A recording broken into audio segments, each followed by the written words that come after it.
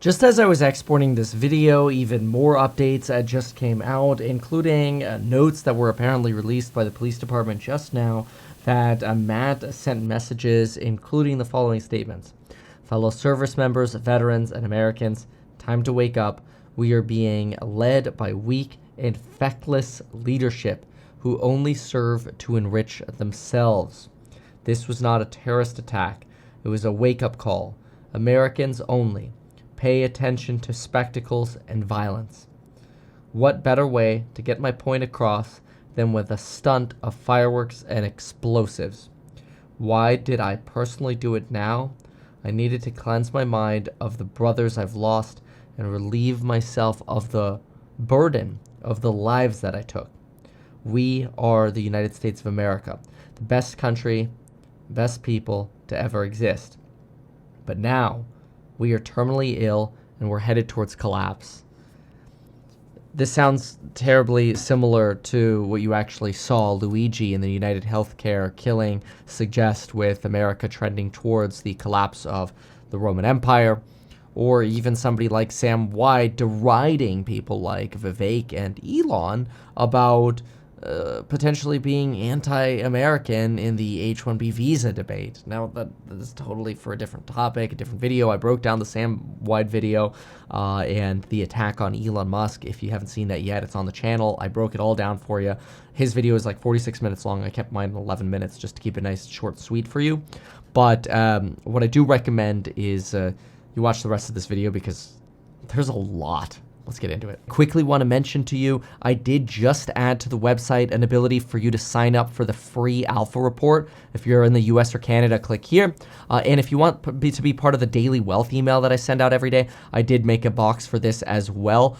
So these are just very simple sign up pages to make it easy for you. If you're international, you want the alpha report. These are really good alpha reports on what to watch for in the day for trading or otherwise, or if you just want some daily wealth information, check out this. All of it's over at meetkevin.com, right below the Trumponomics course on sale until tonight. Hey, it now appears that there is a leaked email with a potential motive for why Matt Livelsberger ended up killing himself in front of the Vegas hotel, the Trump Hotel, inside of a Cybertruck.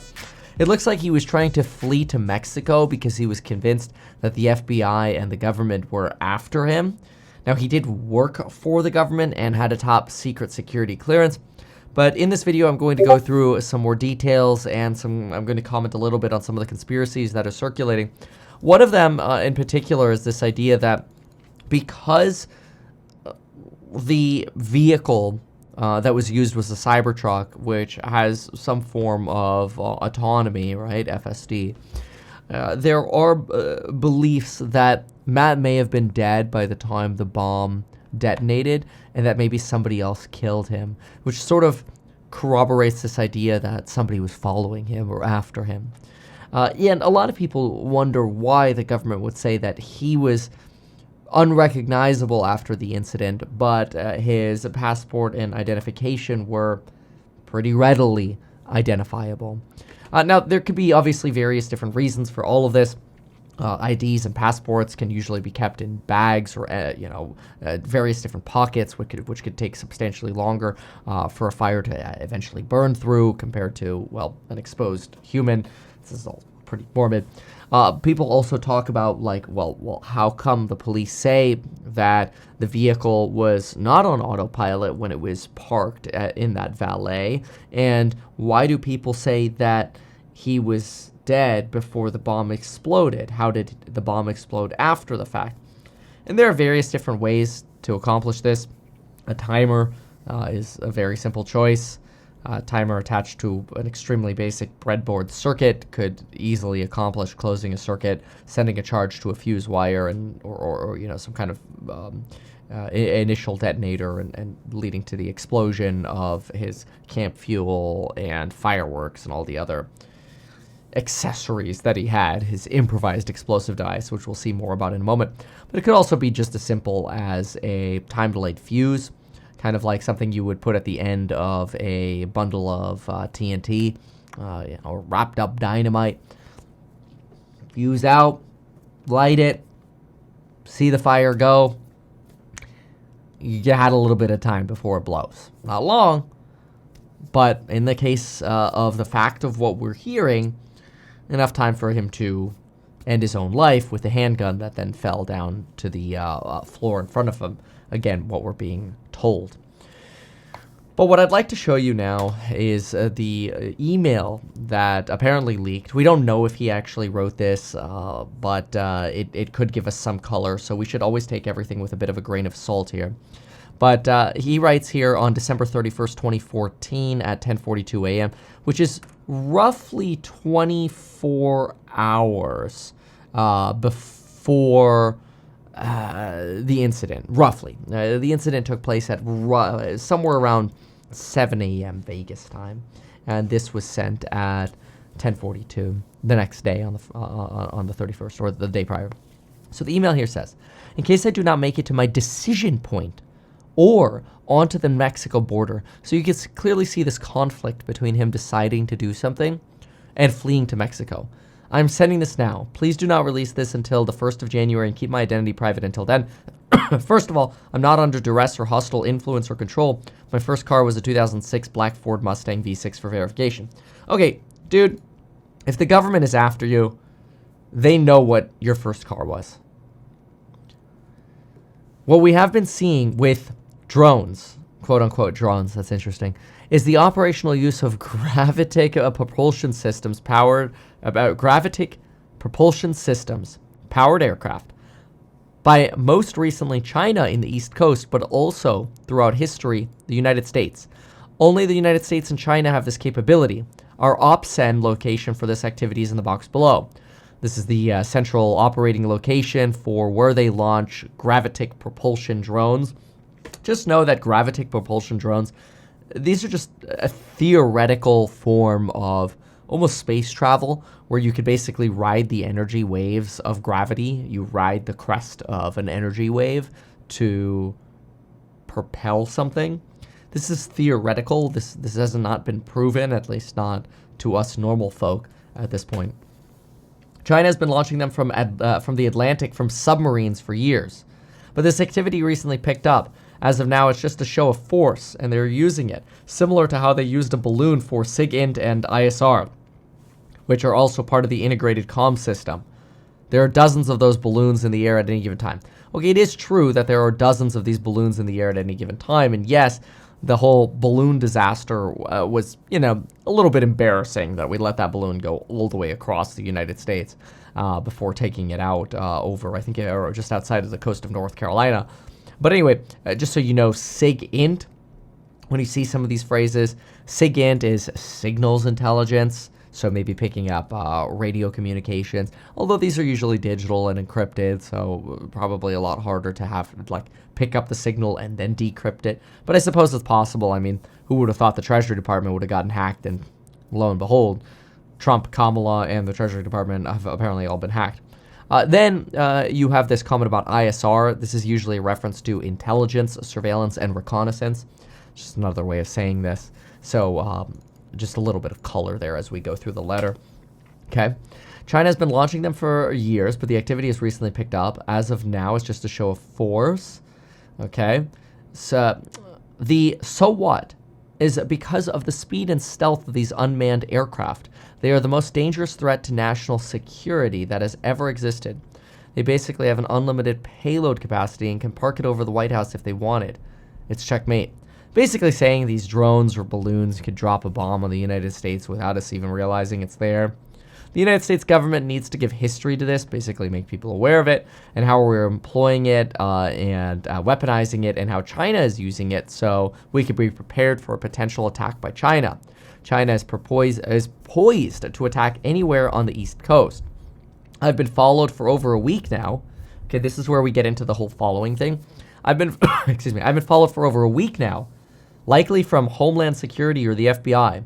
They are looking to move on me, and they are unlikely going to let me cross into Mexico. But because they know I'm armed and have a massive vehicle-borne IED, improvised explosive device, I've been trying to maintain a very visible profile and have kept my phone, and they are definitely digitally tracking me. Okay, so clearly he sees having a weapon and a gun and a massive vehicle-borne improvised explosive device as a form of defense to himself. So it's interesting because it's almost kind of like parking the Cybertruck in front of the Trump Hotel. It was supposed to be this symbol about Trump or Elon, but it actually became more of like this anti-government thing, which neither Trump or Elon are involved with right now, but will be within the next couple of weeks as the inauguration takes place. But anyway, I have knowledge of this program, about this digital tracking program, and also war crimes that were covered up during airstrikes in Nimruz province, Afghanistan in 2019 by the administration, Department of Defense, Department of DEA, and the C Department. Hold on, what's our DEA here? DEA department. That is, drug enforcement. That's what I thought. I'm like, what does drug enforcement have to do? Oh, okay. Afghanistan, the poppies, of course. Okay, well, now it makes sense. And the CIA. Part of the war in Afghanistan was trying to stop the opium trade.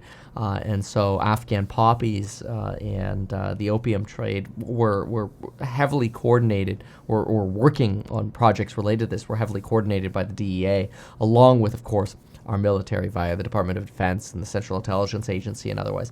This makes sense because in Nimruz, you had multiple civilian casualties from airstrikes where in one case a house was hit by an airstrike and somewhere around 18 civilians died. People like, why are innocent civilians being killed and targeted? But a lot of this has to do with basically almost forced drug labor where, the cartels of Afghanistan, which could be Al-Qaeda, it could be the Taliban or otherwise, essentially say, hey, we need supplies, you're going to grow them, you're going to work with us, and we'll offer you protection. It's almost very mob mafia-esque.